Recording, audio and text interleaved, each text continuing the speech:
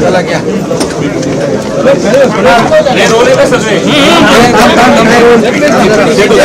झालेली आहे. एक मिनिट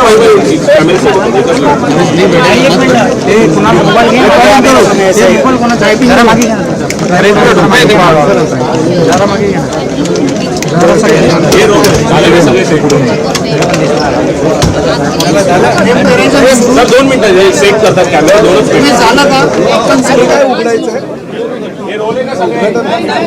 जिल्हा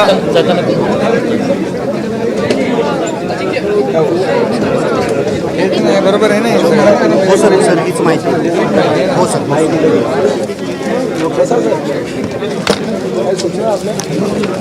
ते काढताय का? काय लागलं तर हे घ्या. चला. जिल्हा नियोजन समितीची आज बैठक झालेली आहे. या बैठकीमध्ये मागील इतिवृत्तास मान्यता देणे, वार्षिक योजनेचा आढावा 24-25 आणि 25-26चा त्यामध्ये त्याला मान्यता दिली आणि यामध्ये जिल्ह्यातल्या ज्या काही जे प्रश्न होते, मग प्राथमिक आरोग्य केंद्र, जिल्हा परिषद, स्थानिक स्वराज्य संस्थांच्या शाळांचं स्मार्ट शाळांमध्ये रूपांतर, शाळांची डागडुजी दुरुस्ती, त्याचबरोबर वाहतूक कोंडी संदर्भामध्ये चर्चा मोठी झाली यामध्ये. आणि त्या चर्चेमध्ये short term, mid term, long term अशा प्रकारचं सोल्युशन या ठिकाणी काढण्याचा निर्णय झाला आहे. जिल्हाधिकारी महोदय देखील ज्या काही वाहतूक विभागाकडून सूचना येतील, मग बॅरिकेटिंग असेल, सायनेजेस असतील, हाईट बॅरियर असेल, वार्डन असतील, ट्रॅफिक वार्डन असतील, डागडुजी असेल रस्त्यांची, या बाबतीमध्ये विशेष लक्ष देतील. आणि त्याचबरोबर ही ठाणे MMR मधली जी वाहतूक कोंडी आहे ती कायमस्वरूपी परमनंट दूर व्हावी. या वाहतूक कोंडी मुक्त MMR क्षेत्र जे आहे हे पूर्ण व्हावं, यासाठी वाहतूक कोंडी मुक्त व्हावं यासाठी MMRDA ला आम्ही एक कन्सल्टंट एजन्सी म्हणून अपॉइंट MMRDA जबाबदारी दिलेली आहे. ते त्या ट्रॅफिकमधले एक्सपर्ट लोक घेऊन ही पूर्णपणे स्टडी करतील आणि ते देखील short term, mid term, long term solution जे आहे हे देतील आणि पूर्णपणे वाहतूक कोंडीवर या ठिकाणी MMRDAला जबाबदारी दिली आहे. त्यामध्ये MMRDAमध्ये जिल्हाधिकारी स्वतः असतील, ठाणे महापालिकेचे आयुक्त असतील, इतर महापालिकांचे जे काही आयुक्त आहेत त्यांच्या देखील सूचना आणि पोलिसांच्या सूचना यामध्ये घेतल्या जातील. परंतु ही ट्रॅफिक स्टडी जी आहे ही स्टडी करण्याची विशेष जबाबदारी आपण MMRDAला दिलेली आहे आणि त्यामुळे नक्कीच MMRDA यावर त्यांच्याकडे सॉफ्टवेअर पण तयार आहे. त्यामुळे सॉफ्टवेअर आहे, त्याचा ड्रोन सर्वे असेल, AIच्या माध्यमातून सर्वे असेल आणि AIचा देखील त्याच्यामध्ये वापर करून हा ठाणे MMR मधली जिल्ह्यातली वाहतूक कोंडी परमनंट दूर करणं हा टास्क त्यांना दिलेला आहे. मला वाटतं यामुळे आपल्याला कायमस्वरूपी वाहतूक कोंडीचा जो त्रास आहे तो दूर होईल. त्यामध्ये आपण जे आता ही ट्रायल रन MMRDA आपली मेट्रोचा ती मेट्रो गायमुख ते पुढे मीरा भाईंदर, दहिसर अशी आपण घेतो आहे आणि कॅडबरी ते वडाळा इकडे आपण जोडतो आहे. म्हणजे कंप्लीट तो लूप तयार होईल आणि त्यामुळे देखील रस्त्यावरची वाहतूक कमी होईल. रिंग मेट्रो देखील त्याला देखील आपण मान्यता दिलेली आहे आणि त्याचं देखील आता टेंडर होईल, टेंडर झालं. आणि त्याचबरोबर ठाणे बोरिवली टनेल त्याचंही काम सुरू झालेलं आहे. त्याचबरोबर फ्रीवेवरून आपण छेडानगर मुंबई तिथल्या जंक्शनवरून डायरेक्ट आपण एलिव्हेटेड रस्ता जो करतो आहे तो आनंदनगर, साकेतवरून गायमुख ते फाउंटन हॉटेल, परंतु या अशा प्रकारचा कोस्टल हायवे तयार होईल आणि इथून साकेतवरून आमनेपर्यंत देखील एक दुसरा एलिव्हेटेड रोड जो आहे म्हणजे नाशिकला या कापूरबावडी ते वडपेला पॅरलल, त्यामुळे देखील ट्रॅफिक कमी होईल. Vasai Virar Alibag multi model corridor त्याचं देखील काम सुरू होतं आहे. आणि एकंदरीत सगळ्याच या प्रकल्पांमुळे ठाणे MMRमधली संपूर्ण जिल्ह्यातली वाहतूक कोंडी दूर होईल. पाऊस गेल्यानंतर ज्या ज्या प्राधिकरणाचे रस्ते आहेत, मग MSRDC असेल, MMRD असेल, ज्या महापालिका आहेत त्या संबंधित महापालिकांचे रस्ते देखील युद्ध पातळीवर दुरुस्त केले जातील. आणि जे फ्लायओव्हर आहेत ते देखील मास्टिकने पूर्णपणे व्यवस्थित केले जातील. या सर्व बाबींवर चर्चा झालेली आहे आणि त्यावर उपाययोजना आणि त्याचं नियोजन होईल आणि वाहतूक कोंडी कायमस्वरूपी दूर होईल. त्याचबरोबर अनेक आपल्या पर्यटन स्थळांचा देखील जो आराखडा आहे देखील आपण मान्यता दिलेली आहे. छत्रपती शिवाजी महाराज शक्तिपीठ मराडेपाडा याला देखील आपण मान्यता दिलेली आहे. तालुका क्रीडा संकुल जे आहे त्याला देखील आपण मान्यता दिलेली आहे. सेवा संवाद, त्याचबरोबर राजभूमी पोर्टल, स्वयंरोजगारातून विकास आदी उपक्रम देखील आपण या बैठकीमध्ये त्याच्यावर चर्चा झाली आहे. त्याचबरोबर पाण्यावर देखील चर्चा झालेली आहे आणि चिखलोली धरणाची उंची वाढवणे, त्याचबरोबर उल्हास नदी मधून उल्हासनगरसाठी त्यांचा ओन सोर्स तयार करणे, यासाठी पाणी लिफ्ट करणे, यासाठी नगरोत्थान योजनेतून निधी देण्याचा देखील निर्णय झालेला आहे. त्याचबरोबर काळू डॅमच्या चर्चा झाली, पण त्याचबरोबर पुनर्वसनाचा प्रश्न दृष्टीने जिल्हाधिकारी महोदय त्याच्यामध्ये इनिशिएटिव्ह घेतील आणि एकंदरीत त्याला देखील चालना देतील. कारण आपण MMRDAकडून फॉरेस्टच्या जागेचे पैसे दिलेले आहेत, जवळपास 350-400 कोटी रुपये दिलेले आहेत. तो देखील जी काय प्रोसेस आहे ती सुरू झालेली आहे आणि एकच MMRमधल्या शहरांमध्ये जी पाण्याचा तुटवडा आहे याबद्दल देखील संबंधित सर्व विभागांची बैठक घेण्याचा देखील या चर्चेमध्ये निर्णय झालेला आहे. नाविन्यपूर्ण योजनांमध्ये देखील अनेक योजना घेतल्या. कौशल्यवृद्धी आहे, शैक्षणिक उपक्रम आहेत, पर्यटन आहेत, पायाभूत सुविधा आहेत, या बाबतीत देखील चर्चा यामध्ये झालेली आहे. आदिवासी उपाययोजना या बाबतीत देखील आज चर्चा झाली.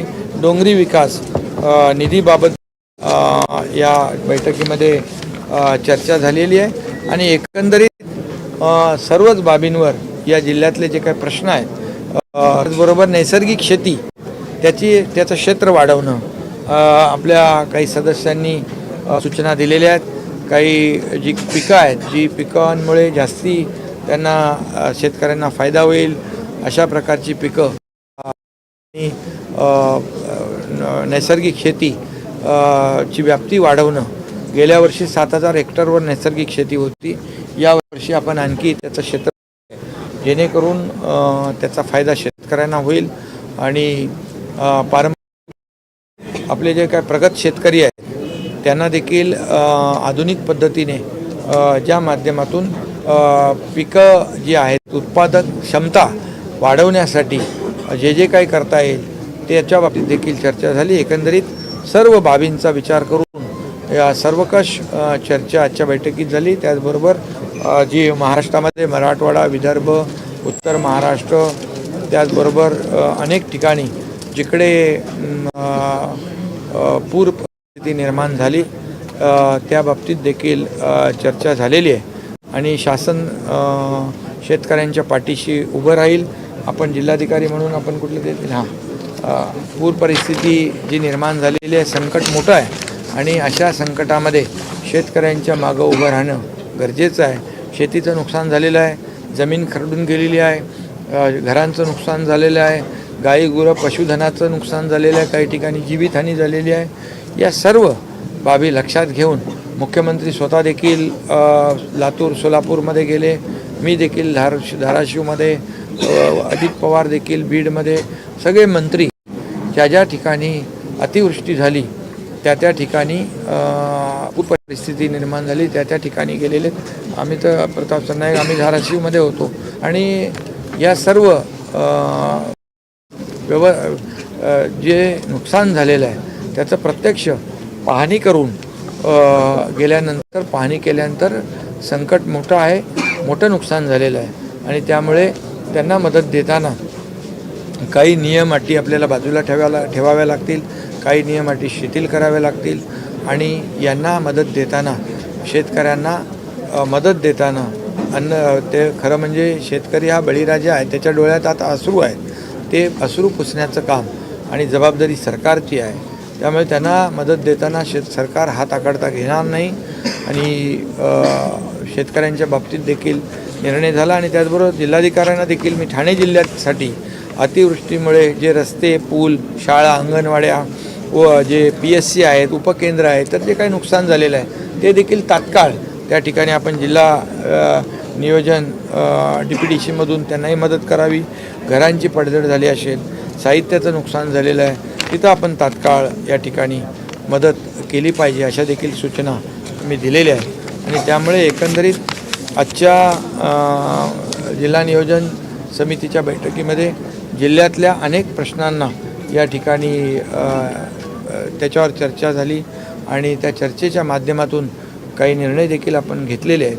त्यामुळे या जिल्हा नियोजन समितीच्या माध्यमातून अनेक प्रश्नांना न्याय मिळेल आणि संबंधित विभागांना देखील तशा प्रकारच्या सूचना दिलेल्या आहेत.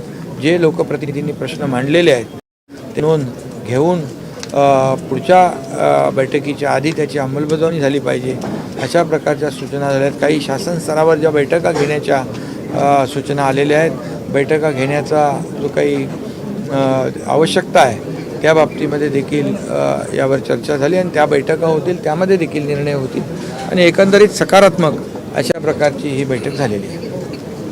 धन्यवाद.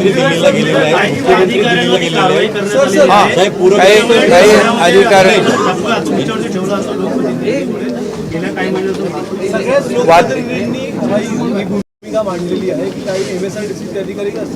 त्यांच्यावर कारवाई केली, एका अधिकाऱ्याला सस्पेंड केलेलं आहे, पुन्हा अनेक दुसऱ्या अधिकाऱ्यांना सस्पेंड करण्याची वेळ येऊ नये अशा प्रकारची ताकीद दिलेली आहे. त्यामुळे जे कामामध्ये कुचराई करतील, दिरंगाई करतील त्यांच्यावर कारवाई होईल. जे अधिकारी चांगलं काम करतील त्यांचा सन्मान देखील होईल. धन्यवाद. सर, मुख्यमंत्री दिल्लीला गेलेले आहेत, पूरग्रस्त जास्तीत मदत मिळावी. काल देखील पत्र आम्ही गृहमंत्री अमित शाह साहेब आले होते आणि आम्ही आणि मुख्यमंत्री देवेंद्रजी होते आणि शेतकऱ्यांना झालेलं नुकसान जे आहे मोठं आहे, त्यामुळे केंद्र सरकारच्या माध्यमातून देखील मदत व्हावी अशी विनंती केलेली आहे.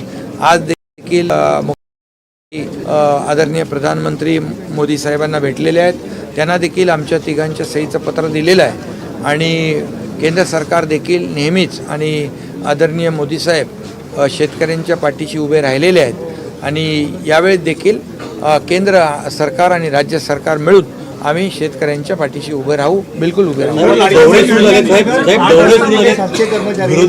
विरोधी पक्षांचे देखील लागले त्या भागामध्ये कुठेतरी आता सगळं पूरग्रस्त भाग सगळ्यांनी मिळून मदत करावी. आता सत्ताधारी पक्ष असू दे, विरोधी पक्ष असू दे, त्यांनी सगळ्यांनी मिळून कुठलंही राजकारण न करता या ठिकाणी शेतकऱ्यांच्या मागं उभं राहिलं पाहिजे, शेतकऱ्यांना दिलासा दिला पाहिजे. आता माय भगिनी शेतकऱ्यांच्या डोळ्यामध्ये अश्रू आहेत, ते पुसण्याचं काम सगळ्यांनी मिळून केलं पाहिजे, तर शेतकरी हा उभा राहील.